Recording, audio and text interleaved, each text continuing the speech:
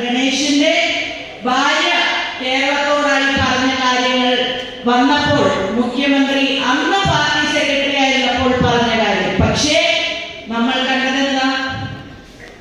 ആ ഗണേഷ് കുമാറിനെ കെട്ടിപ്പിടിച്ച് ആലിംഗനം നടത്തിയ ക്യാബിനറ്റ് മീറ്റിംഗിൽ ഇരിക്കുന്ന കാഴ്ച, അതിനുശേഷം ഭാര്യയ്ക്ക് മിൽമയുടെ കുറെ അന്താരാഷ്ട്ര തലത്തിലുള്ള ഓർഡറുകൾ നൽകുന്ന കാഴ്ച.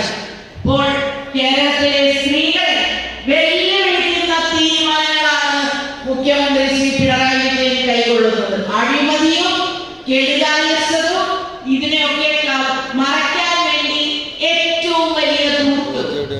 ഈ കേരളത്തിൽ നമുക്കിപ്പോ റോഡുകളിൽ യാത്ര ചെയ്യുമ്പോൾ പിണറായി